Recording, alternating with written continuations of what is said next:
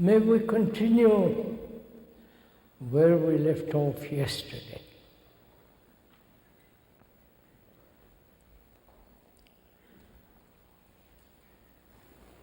We were talking about fear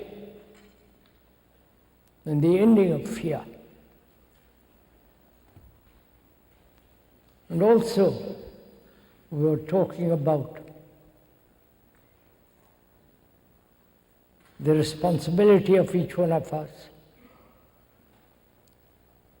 facing what is happening in the world, the appalling, frightening mess we are in. And for that, we're all responsible, individually, collectively, nationally, religiously, and all the affairs of the world we have made after millennia upon millennia, long evolution. We have still remained barbarians, hurting each other, killing each other, destroying each other. We've had freedom to do exactly what one liked. And that has created havoc in the world. Freedom is not to do what one likes, but rather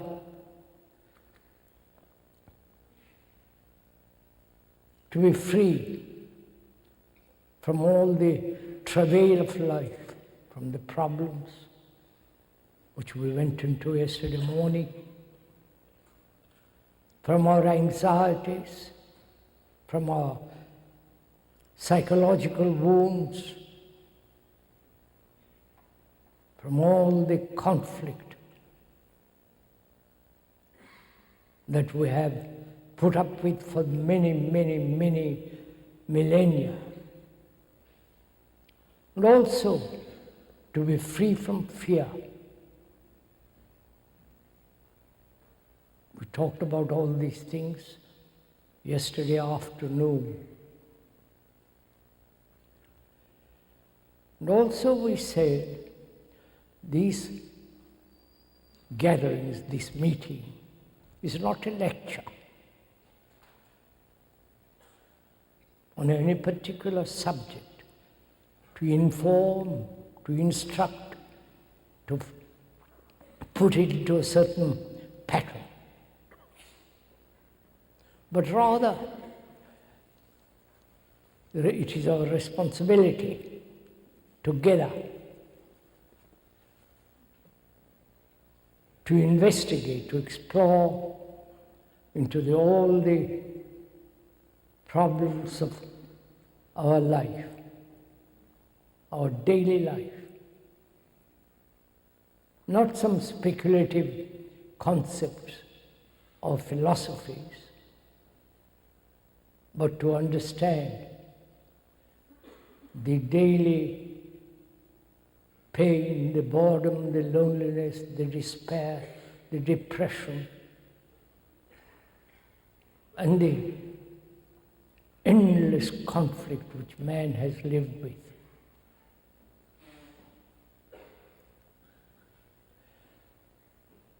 And this morning, we have to cover a great deal of ground. And also we pointed out yesterday, this is not a meeting in which the speaker stimulates you intellectually, emotionally, or in any other way. We depend a great deal on stimulation.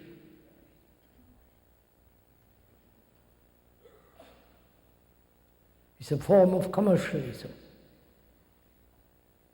Drugs, alcohol, and all the various means of sensation.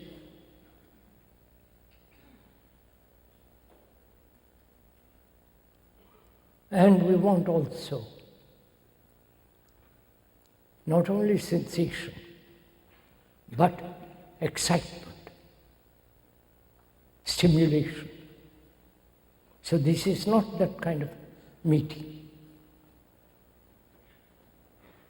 We are together to investigate our life, our daily life. That is to understand oneself, what one is actually. Not theoretically, not according to some philosopher or some psychiatrist and so on. If you can put aside all that and look at ourselves, actually what we are, and not get depressed or elated, but to observe, which is to understand the whole psychological structure of our being, of our existence. And we talked about it yesterday as one of the things that human beings go through all their life is a form of fear. And we went through it very carefully. That time, thought are the root of fear. We went into that, what time and thought is. Time is not only the past, the present and the future, but in the now, in the present, all time is contained. Because what we are now,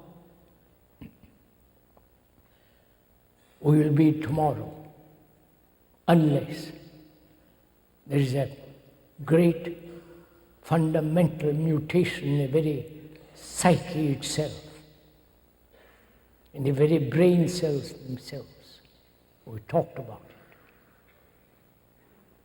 And we also should talk over this morning together. Please, if one may point out, you and the speaker are taking a journey together. A long, complicated journey. And to take that journey, one mustn't be attached to any particular form of belief.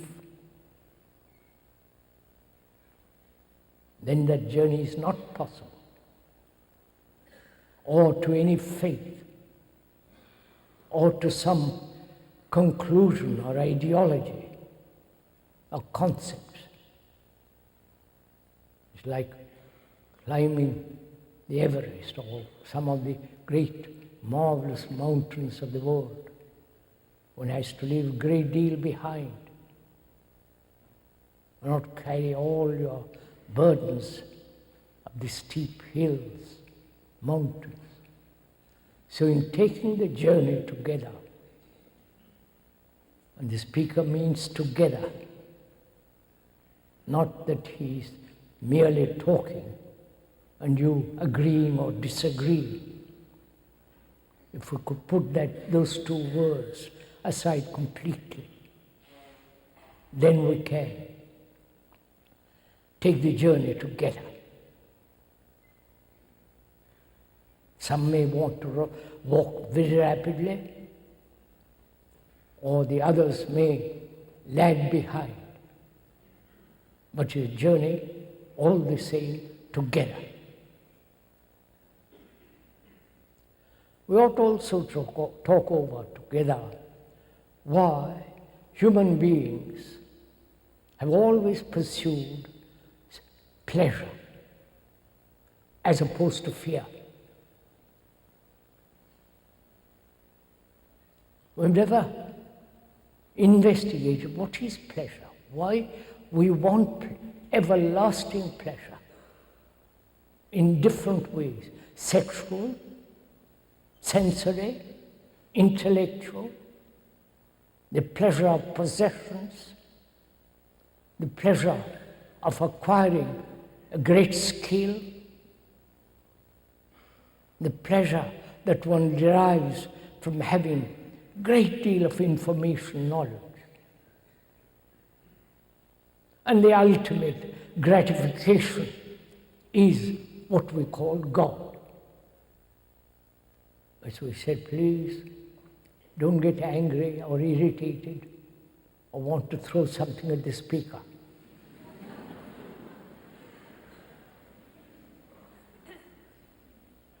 This is a violent world. If you don't agree, they kill you. This is what's happening.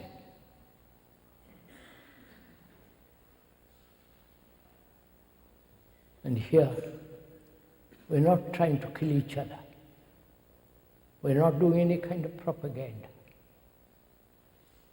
or convince you of anything.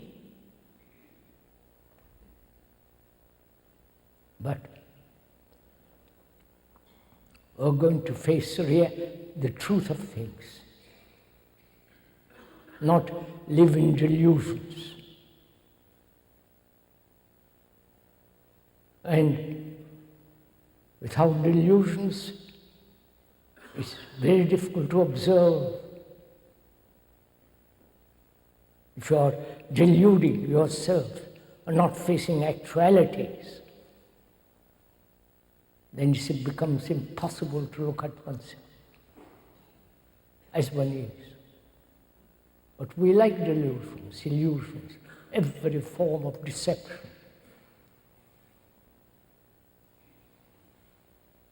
Because we are frightened to look at ourselves. As we said, to look at ourselves very clearly, accurately, precisely. It's only possible in a mirror of relationship. That's the only mirror that we have. When you look at yourself, when you're combing your hair, shaving, or doing whatever you're doing to your face. Sorry.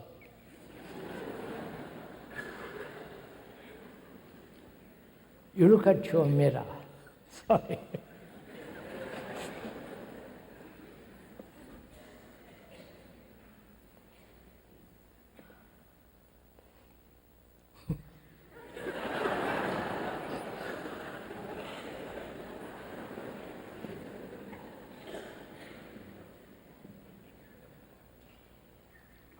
I'm sorry.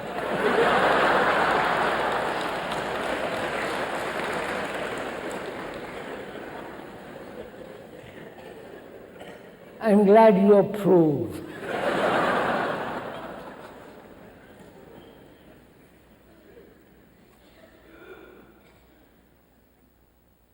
When you are shaving, you look at your face or comb your hair. That mirror reflects exactly what you are, your face is, how you look. And psychologically, is there such a mirror in which you can see exactly, precisely, accurately what you are? As we said, there is such a mirror, which is one's relationship, however intimate it be, whether it's man, woman. In that relationship, you see what you are, if you allow yourself to see what you are. You see how you get angry, your possession, your all the rest of it. So pleasure, man has pursued endlessly in the name of God, in the name of peace, and in the name of ideology, and the pleasure of power, having power over others, political power. Have you noticed? Power is an ugly thing when one dominates another in any form.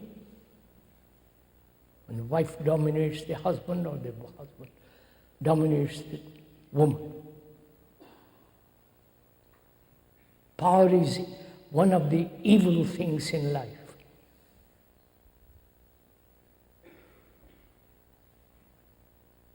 And pleasure is the other side of the coin of fear. When one understands deeply, profoundly, seriously the nature of fear,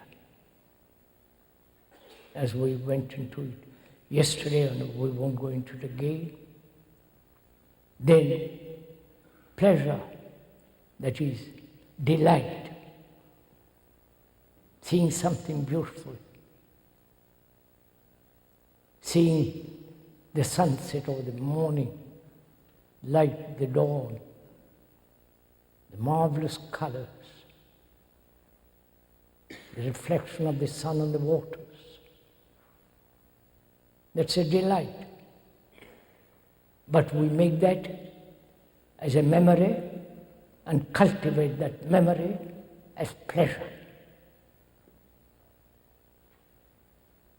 And also, as we said, but just look at it, not do something about it.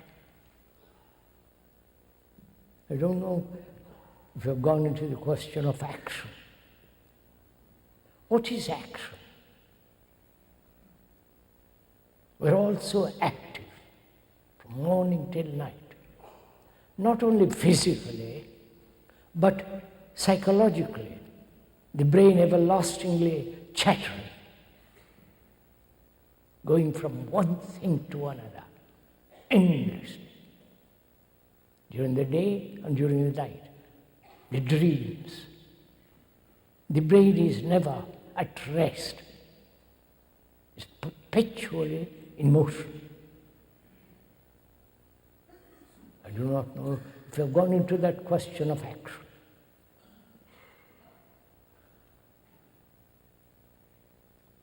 What is action? The doing.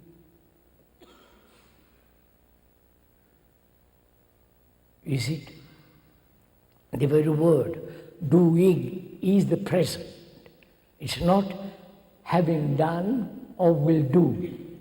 Action means the doing now, correctly, accurately, completely, holistically. If I can use that word, action that is whole, complete, not partial.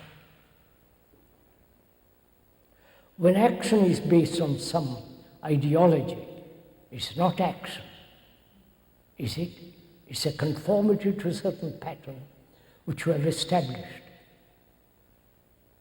And therefore it's incomplete action. Or according to some memory, some conclusion. If you act according to certain ideology, pattern, or conclusion, it is still incomplete. There is a contradiction always. So one has to inquire into this very complex problem of action.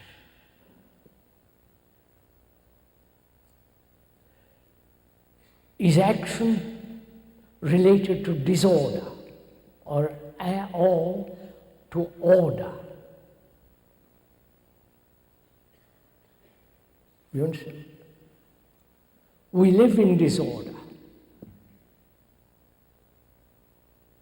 Our life is disorderly, confused, contradictory, saying one thing, doing another, thinking one thing, and quite the opposite in our action. So, what is order and disorder?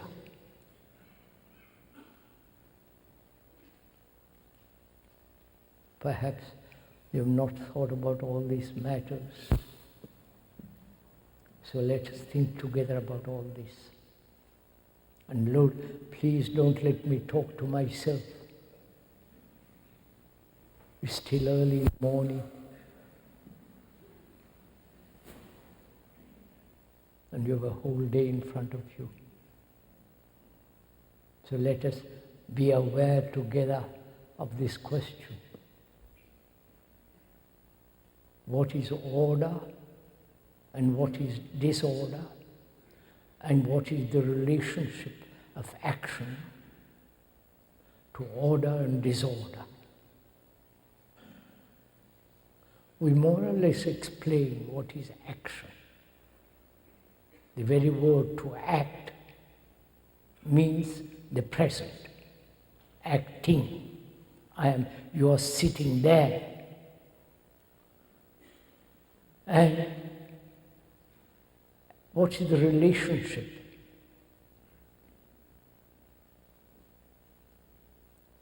Disorder. What is disorder? Look at the world, if you will. The world is in disorder. Terrible things are happening. Very few of us know actually what is happening in this scientific world, in the world of the art of war, and all the terrible things that are happening in Russia.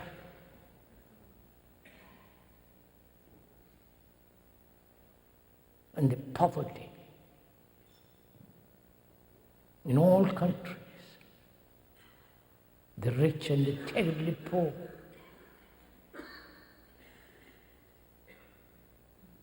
Always the threat of war. One political group against another political group. So there's this tremendous disorder. That's a actuality, it's not an invention or an illusion.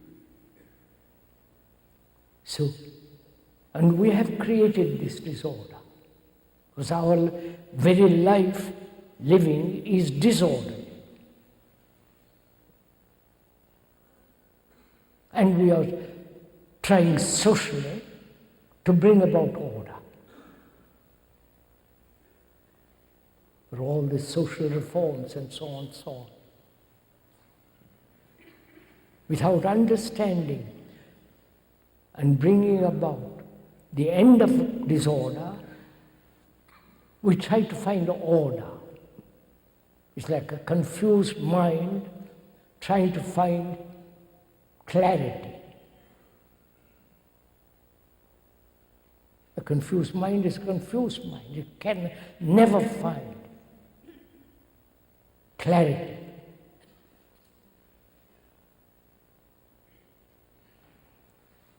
So, can there be an end to disorder in our life, our daily life?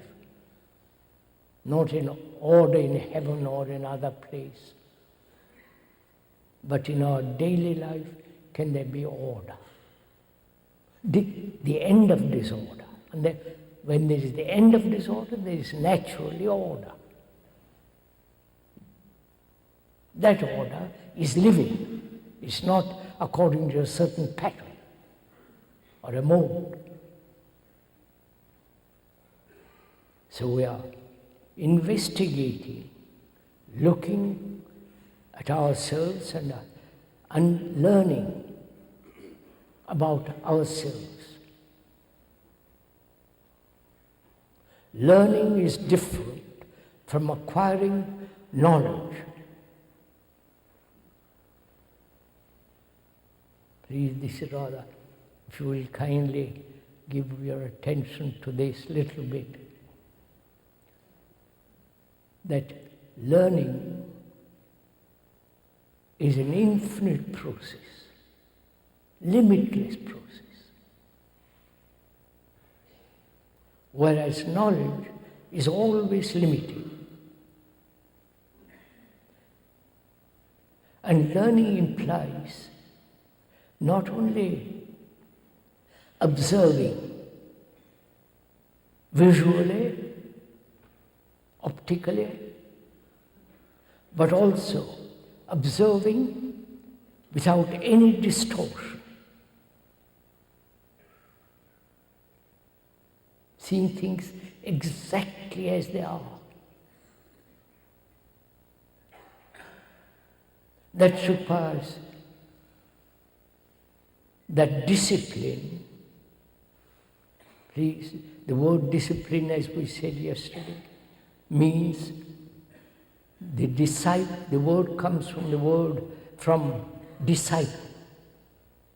Disciple is one who is learning,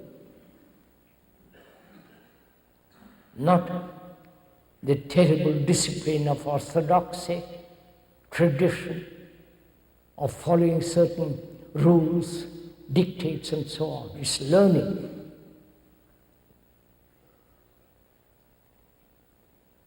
Learning through clear observation without distortion, hearing things exactly what the other fellow is saying without any distortion. And learning is not accumulative because you're moving.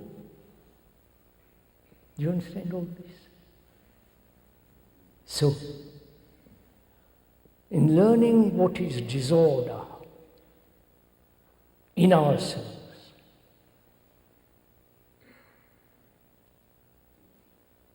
then order comes about very naturally, easily, unexpectedly.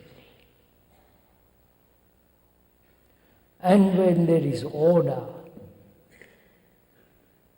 order is virtue. There is no other virtue except complete order. That is complete morality, not some imposed or dictated morality.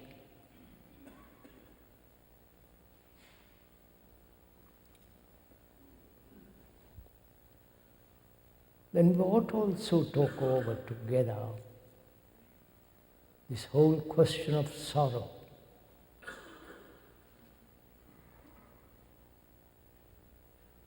You don't mind? Because man and woman, children throughout the world, whether they live behind the iron curtains, which is most unfortunate for them, whether they live in South Asia or India or Europe or here, every human being, whether rich or poor, intellectual, or just ordinary layman like us, we all go through every form of suffering. Have you ever looked at people that have cried through centuries, through thousands of wars? The husband, the wife, the children. There's immense sorrow in the world. Not that there is not also pleasure, joy and so on. But in understanding, in perhaps ending sorrow, we'll find something much greater. So we must go into this complex question of sorrow. And whether it can ever end, or man is doomed forever to suffer. Suffer not only physically, which depends how orderly life one leads, whether your body is drugged or tobacco, nicotine, alcohol, and all that, whether your body has been destroyed. And psychologically, inwardly, we have suffered enormously without perhaps not saying a word about it, or crying your heart out.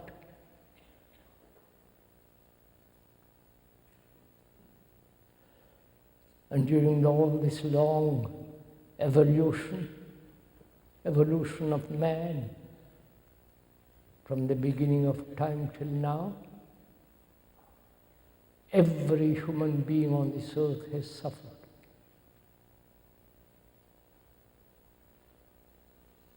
Suffering is not merely the loss of someone you think you like or love, but also the suffering of the very poor, the illiterate. If you go to India or other parts of the world,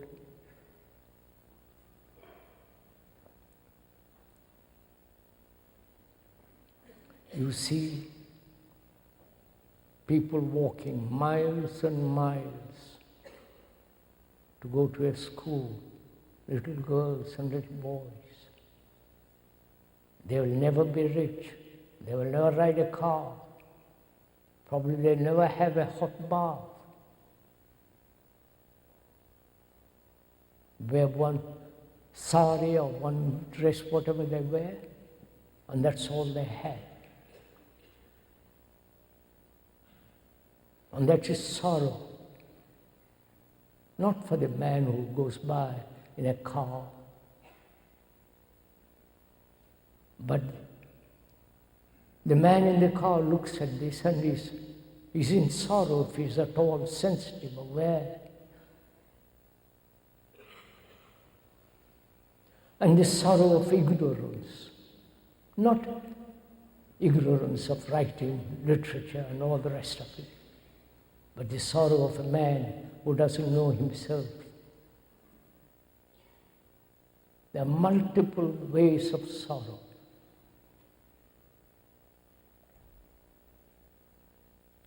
And we're asking, can this sorrow end in with each one? There is the sorrow of oneself, in oneself, and the sorrow of the world.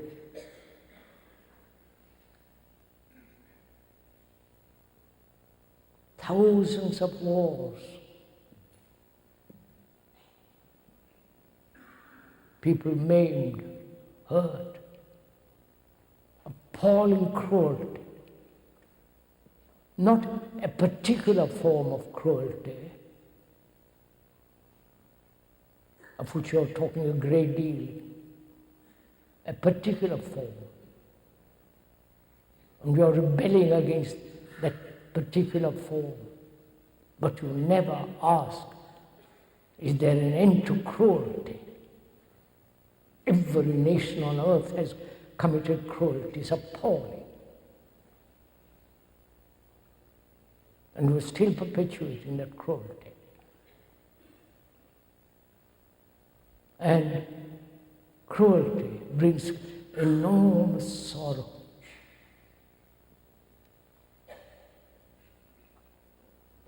seeing all this, not from a book, not from a traveler, not from a tourist. Tourists go abroad just to amuse themselves, see sights and having a good time, a holiday. But if you are traveling as a human being, just observing, being aware sensitively to all this, sorrow is a terrible thing. And can that sorrow end? Please ask yourself that question. The speaker is not stimulating you to feel sorrow. The speaker is not telling you what sorrow is. It is right in front of us, right inside you. Nobody needs to point it out. If you keep your eyes open, if you are sensitive, aware of what is happening in this monstrous world. So please ask yourself this question, whether sorrow can ever end. Because like hatred, when there is sorrow, there is no love.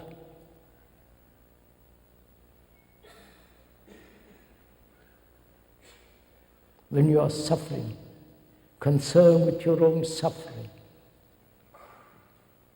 how can they be loved?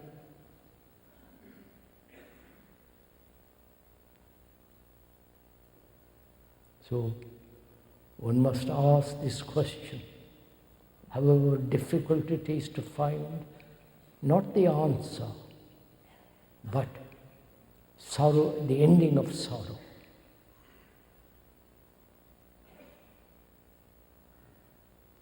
What is sorrow?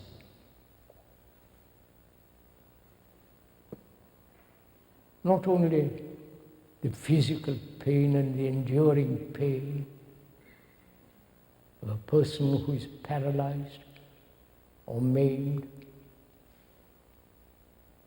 or diseased, but also the sorrow of losing someone.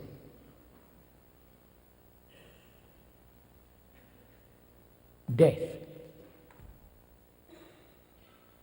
We'll talk about death presently.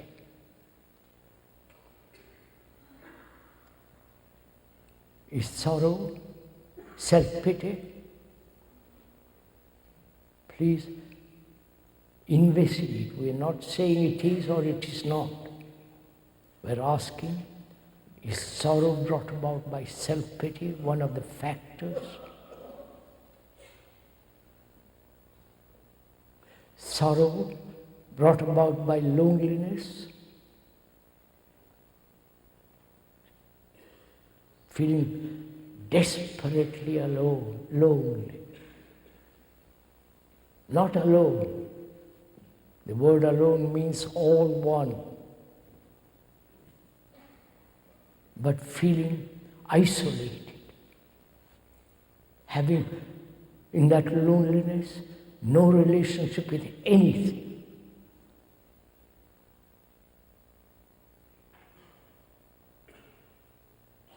Is sorrow merely an intellectual affair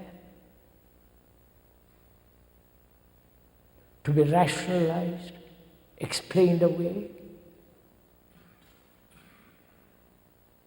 Or to live with it without any desire for comfort? You understand?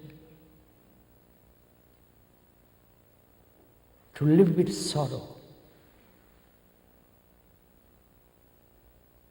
not escape from it, not rationalize it, not find some elusive or exclusive comfort, religious or some illusory romantic escapes, but to live with something that has tremendous significance. Sorrow is not only a physical shock. When one loses one's son or husband, wife or girlfriend, whatever it is, it's a tremendous biological shock. One is almost paralyzed with it. Don't you know all this?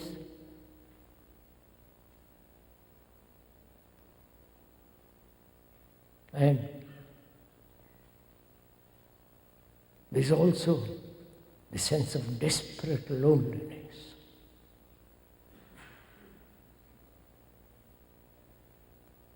Can one look at sorrow as it is actually in us and remain with it, hold it, and not move away from it?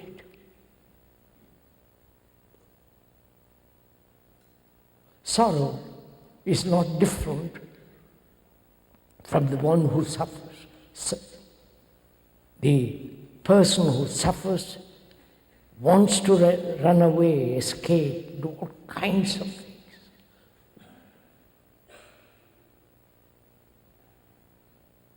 But to look at it as you look at a child, beautiful child, to hold it, never escape from it. Then you will see for yourself, if you really do it deeply, that there is an end to sorrow.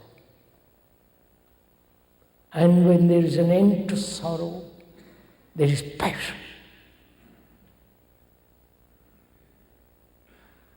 Not lust,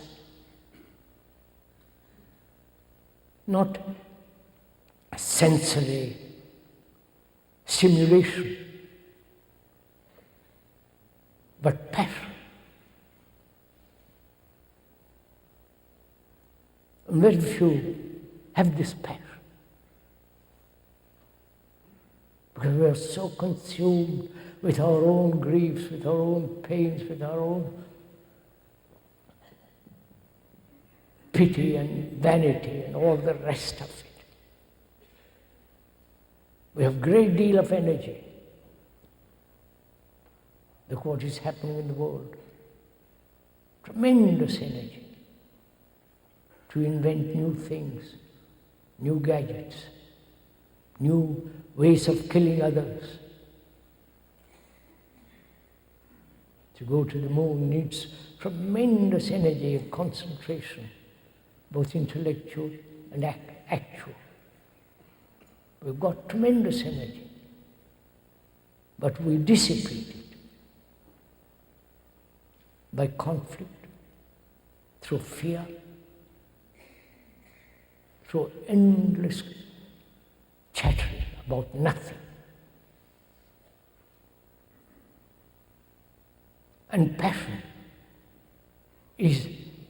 has tremendous energy.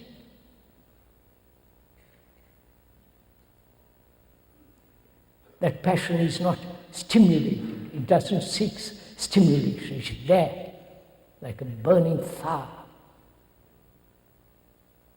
It only comes when there is the end of sorrow. And when you have this sorrow, ending of it is not personal, because you are the rest of humanity, as we said yesterday afternoon. We all suffer. We all go through loneliness.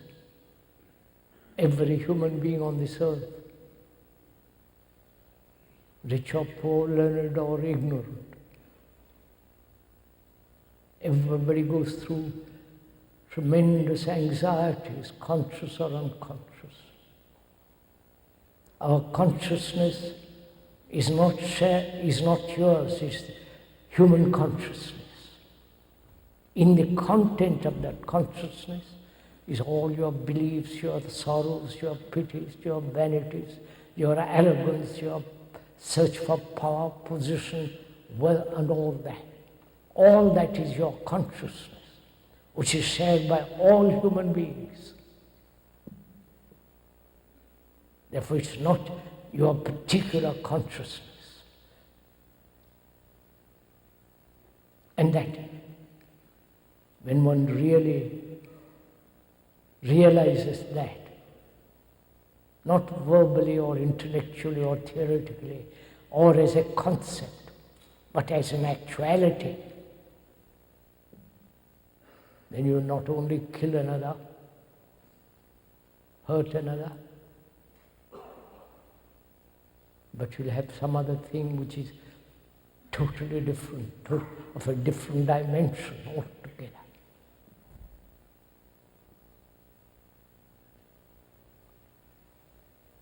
We ought to talk over together too, what is love? I hope all this is not boring you.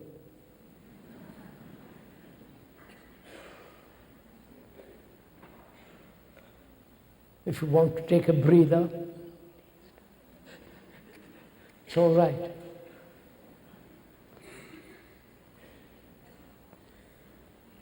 As I said, as the speaker said, we ought to go into this great question of what is love.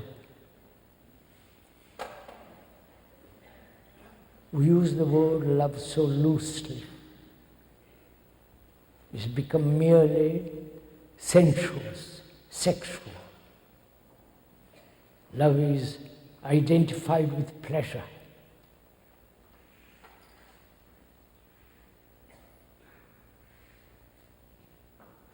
And to find that perfume, one must go into the question, what is not love? Through negation, you come to the positive, not the other way around. Am I making it clear? Through negation of what is not love, then you come to that which is immensely true, which is love. So, love is not hate, that's obvious. Love is not vanity, arrogance. Love is not in the hands of power. The people who are in power, wanting power, doesn't matter over a small child, or wanting power over a whole group of people or a nation.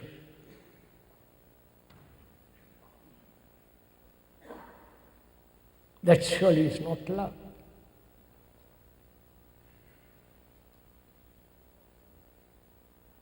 Love is not pleasure. Love is not desire. I don't know if we have time to go into the question of desire. Perhaps we may. Love is certainly not thought.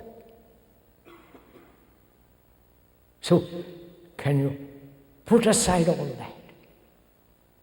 Your vanity,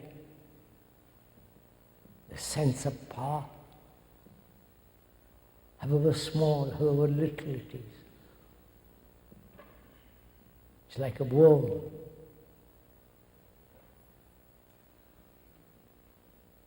And the more power you have, the more ugly. And therefore in that there is no love. In your ambition, when one is ambitious, aggressive, on which you're all brought up, to be aggressive, to be successful, to be famous, to be known, which is also utterly childish from the speaker's point of view.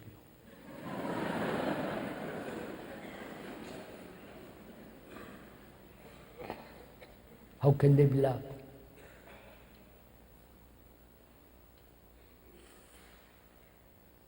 So love is something that cannot be invited or cultivated. It comes about naturally, easily, when the other things are not. And in learning about oneself, one comes upon this. Where there is love, there is compassion. And compassion has its own intelligence. That is the supreme form of intelligence. Not the intelligence of thought, intelligence of cunning, deceptions and all the rest of it. It's only when there is complete love and compassion, there is that excellence of intelligence which is not mechanical.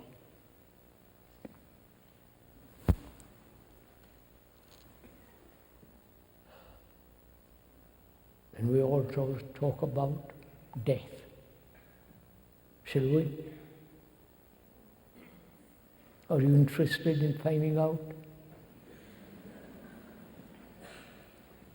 what death is? What's the meaning of that word? The dying, death, the ending. Not only the ending, what happens after death. Does one carry the memories of one's own life? The whole Asiatic world believes in reincarnation. That is, I die, I've led a miserable life, perhaps done a little good here and there, and next life I'll be better. I will do more good. It's based on reward and punishment, like everything else in life. I will do good this life, and I will be better next life. It's based on the word karma. Probably you have heard of it. The word karma means, in Sanskrit, action. I won't go into it. So, there's this whole belief that when one has lived this life, next life you have a better chance, depending what kind of life you have led now. The reward and the punishment. And in Christianity, there is this whole sense of resurrection, and so on. So we can put aside for the moment all that. Really put aside. Not cling to one thing or the other. Then what is death? What does it mean to die? Not only biologically, physically, but also psychologically.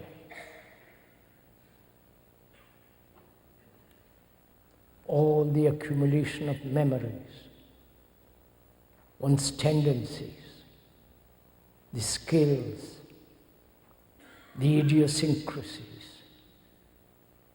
the things that one has gathered, whether it be money, knowledge, friendship, whatever you will, all that you have acquired. And when death comes, one says, sorry, you can't take anything with you.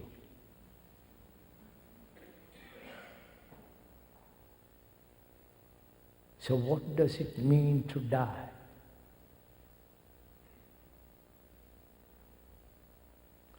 Can we go into this question? Or are you frightened? So, what is death? How do we inquire into it? You understand? I'm living. I'm taking as an example. I'm living. I go along every day, routine, mechanical, miserable, happy, unhappy, the whole business of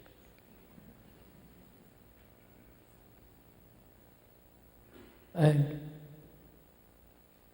death comes through accident, through disease, through old age, senile.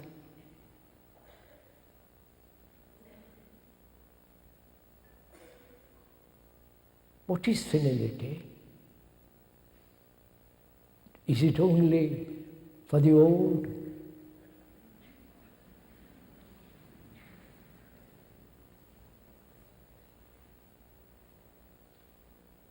Is it not also, is not senility when we are just repeating?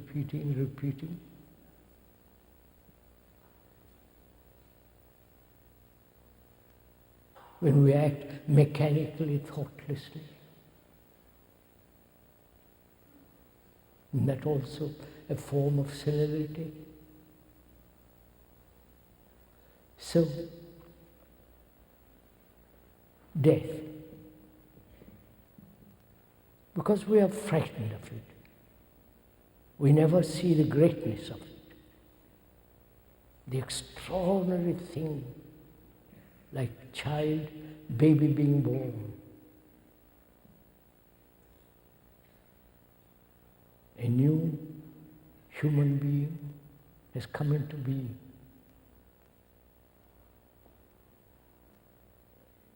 That's an extraordinary event.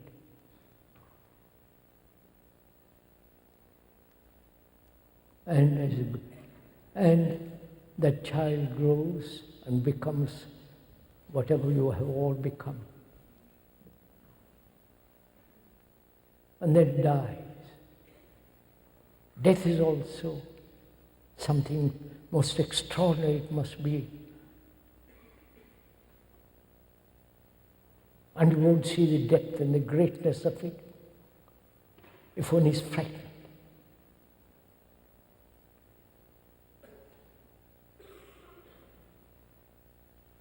So what is death? I want to find out what it means to die while I'm living. I'm not senile.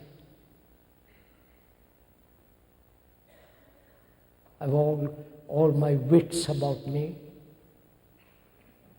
I'm capable of thinking very clearly.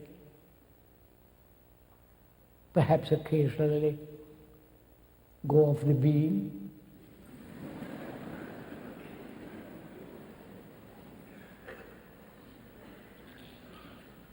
But I'm active,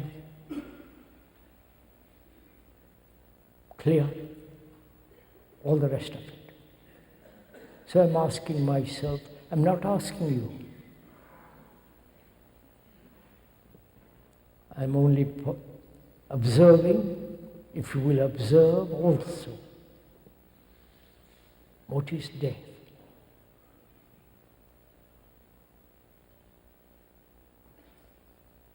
Death means surely the ending of everything.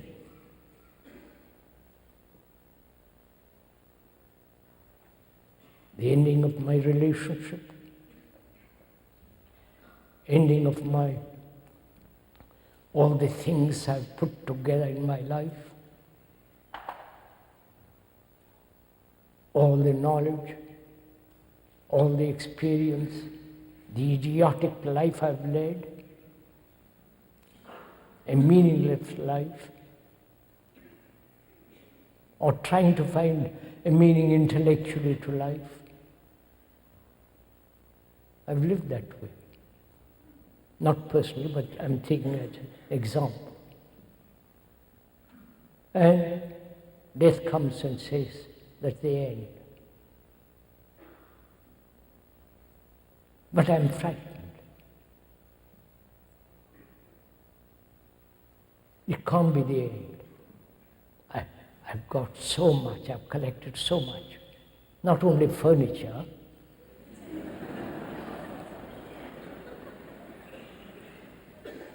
or pictures.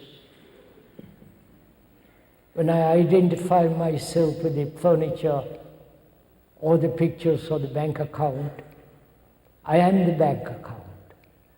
I am the picture. I am the furniture. Right? When you identify with something so completely, you are that. Perhaps you don't like all this. But please kindly listen. So, I have established roots. I've established great many things from me. And so death comes and makes a clean sweep of all that. So I ask myself, is it possible to live with death all the time? Not at the end of 90 years or 100 years. The speaker is 90. Sorry.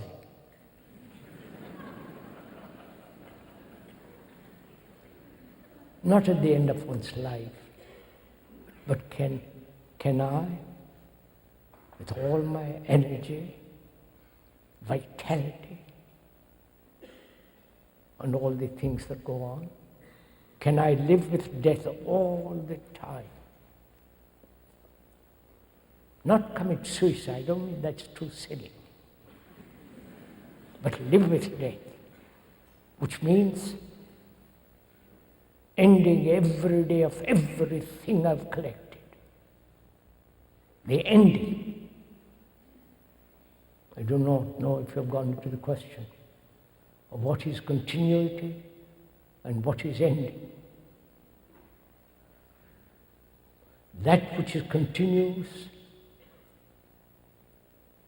can never renew itself, reborn, clear. It can revive itself, that which is continuous. Like you are doing in this country, revival of religion.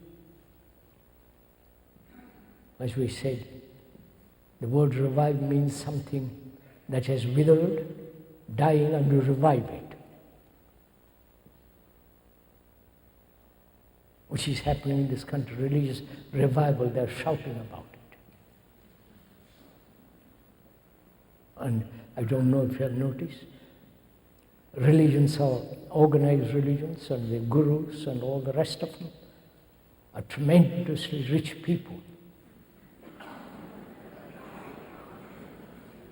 Great property. Look at the religious. There is a temple in the south of India. Every third day, they have $1 million. You understand? God is very profitable.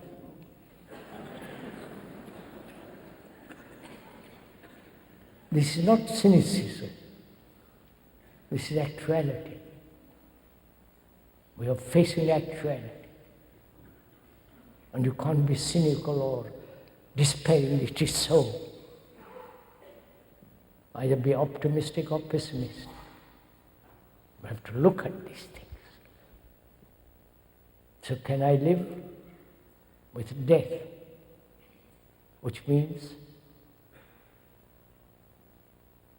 everything that I have done, collected, pain, sorrow, end. Ending is more important than continuity.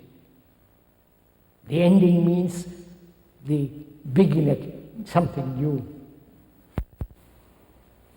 If you merely continue, it's the same pattern being repeated in a different mode. Have you noticed another strange thing? We have made a great deal of mess in the world. Tremendous mess. And we organize to clear up that mess. Politically, religiously, socially, and economically. And when that organization or institution doesn't work, we invent another organization. And this never clearing up the mess, but bringing about new organizations, new institutions. And this is called progress. I don't know if you have not noticed all this. This is what we are doing. Thousands of institutions. The other day, we talked at the United Nations. War is going on. They've never stopped it, but they're reorganizing it.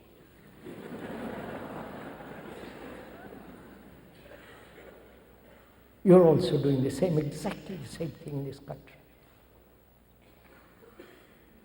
We never clear up the mess. And we depend on organizations to clear that up.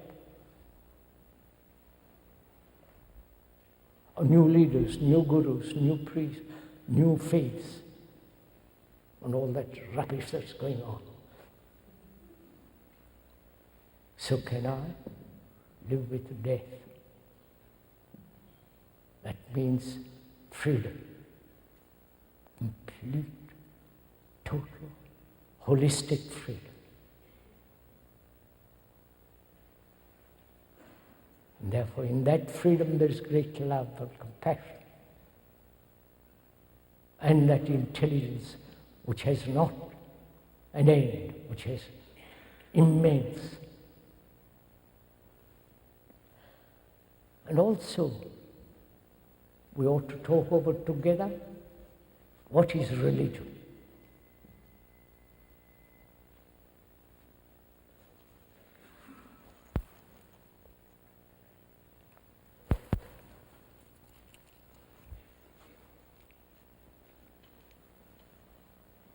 May we go on? You're not too tired? The speaker is not trying to convince you of anything. Please believe me. Nothing.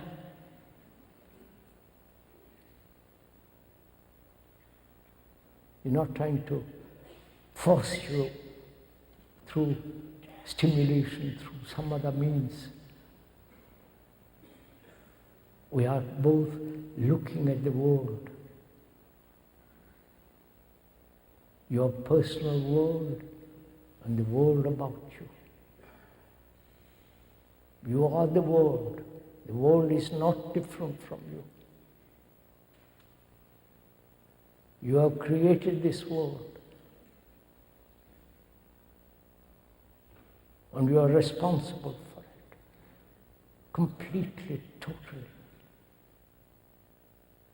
Whether you're a politician or an ordinary man in the street like us.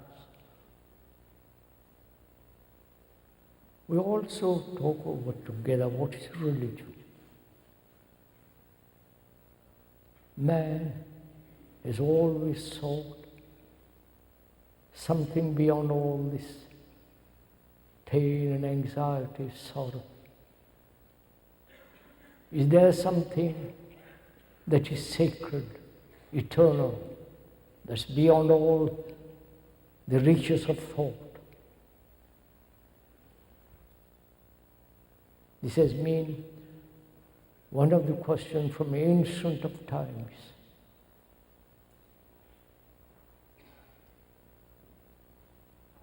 What is sacred? What is that which has no time? That which is incorruptible? That which is nameless?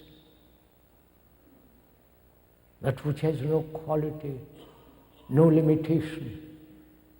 The timeless, the eternal. Is there such a thing? Man has asked this thousands and thousands of years ago.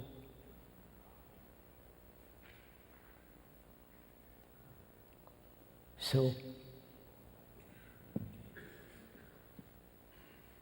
as he has worshipped the sun, the earth, nature, the trees,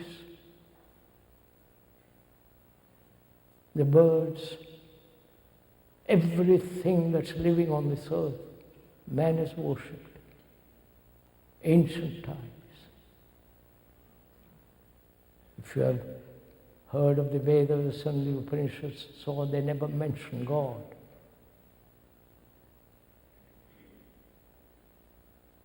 That which supreme, they said, is not manifested, and so on. I won't go into all that. So, are you asking that question too?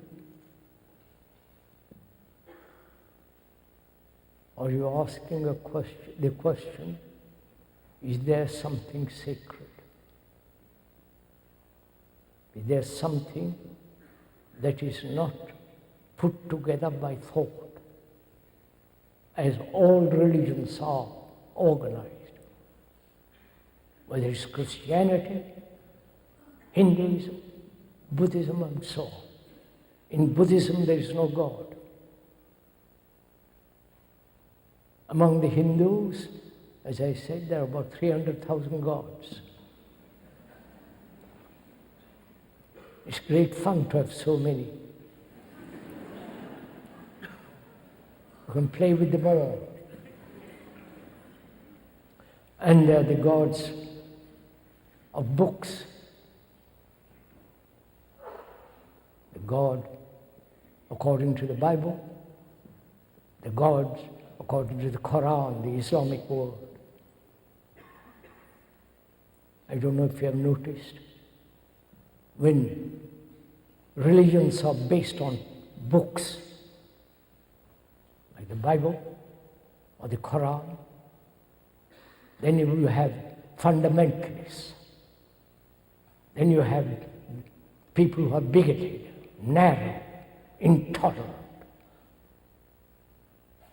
because the book says so. Haven't you noticed all this? This country is having the fundamentalists. Go back to the book. Don't get angry, please. Just look at it. So, we are asking, what is religion? Not only what is religion, but the religious brain, religious mind.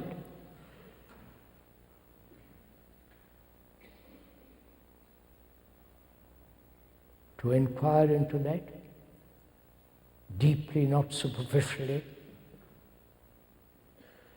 there must be total freedom.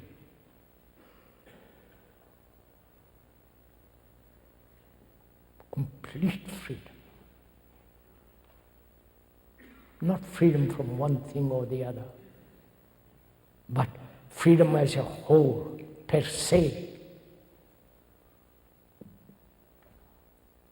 Then we have to ask also,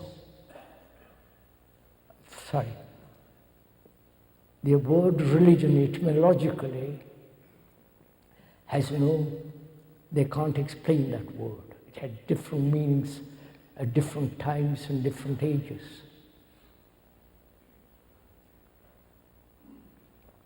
So we are asking, when there is that freedom, is it possible, living in this ugly world, is it possible to be so free from pain, sorrow, anxiety, loneliness, and all the rest of it? Then we have to find out also what is meditation.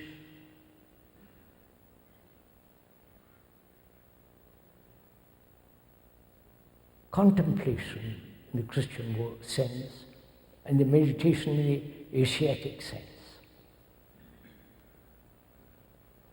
Probably meditation has been brought to this country by the yogis, gurus, and all those superstitious people, traditional people. And therefore they're mechanical. So we'll have to find out what is meditation. Do you want to go into it? Does it amuse you, or do you want to do it really? Is it a form of entertainment, meditation? First let me learn meditation, find out, and then I'll act properly. You understand the game one plays? Or if there is order in one's life, real order as we explained, then what is meditation? Is it following certain systems, methods? The Zen method, the Buddhist meditation, the Hindu meditation, and the latest guru with his meditation. They are always bearded, full of money, and all the rest of the business.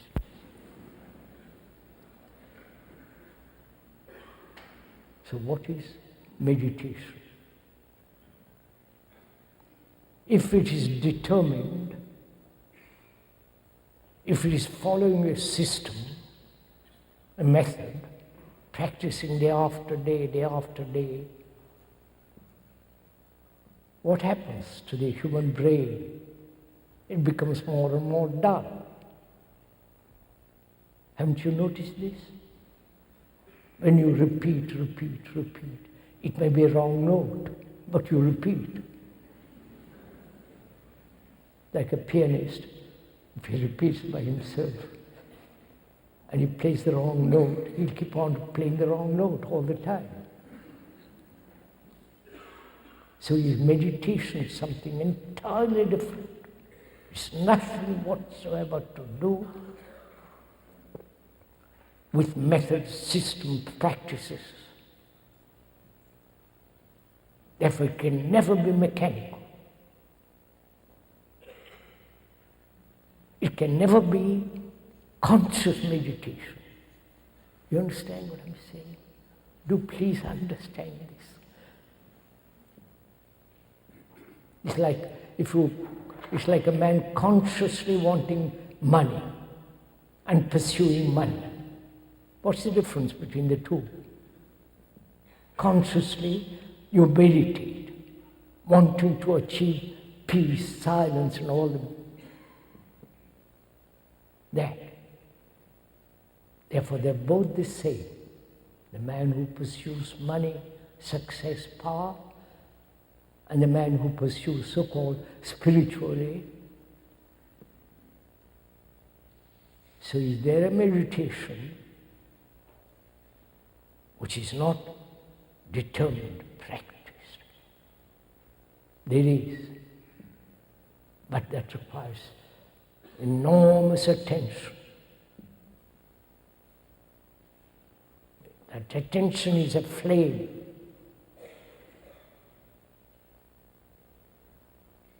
And that attention is not something that will come much later. But attention now to everything, every word, every gesture, every thought.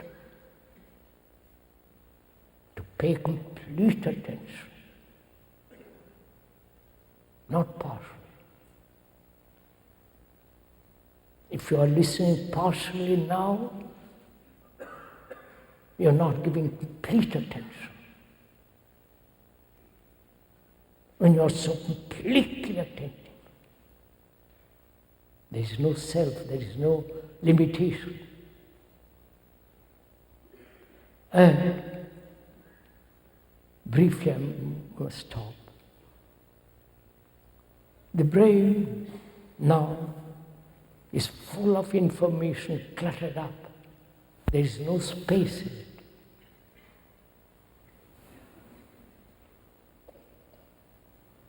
And one must have space.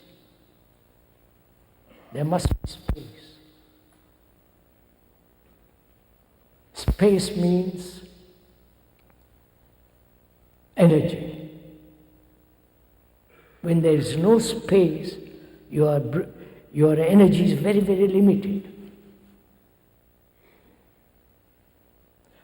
And the brain, speaker is not a specialist on brain, though he has talked about it a great deal with other scientists and so on. Not that it's a recommendation. They experiment on animals, on theories, on the accumulation of knowledge. But we are not scientists, we are laymen, ordinary people, humble, wanting to find out. There is a meditation which is not determined, put into a mold. There's so on, I won't go into it. So the brain, which is now so heavily laden with knowledge, with theories, with power, position, all the rest of it, everlastingly in conflict and cluttered up, it has no space.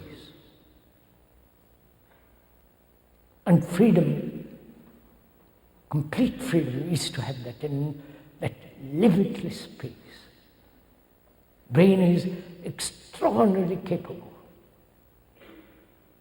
infinite capacity. But we have made it so small and petty.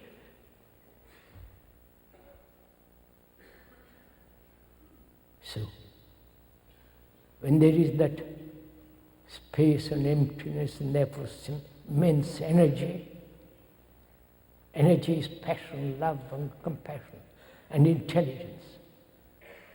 Then there is that truth which is most holy, most sacred,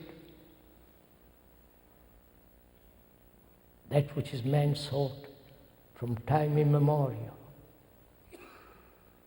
And that truth doesn't lie in any temple, in any mosque, in any church.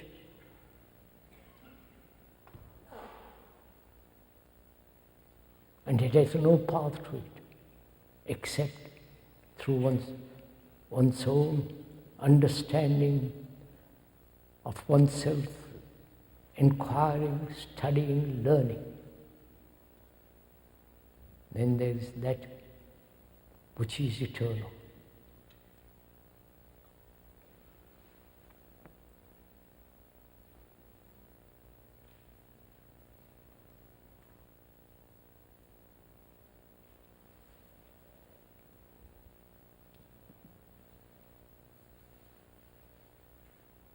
May I get up or will you get up?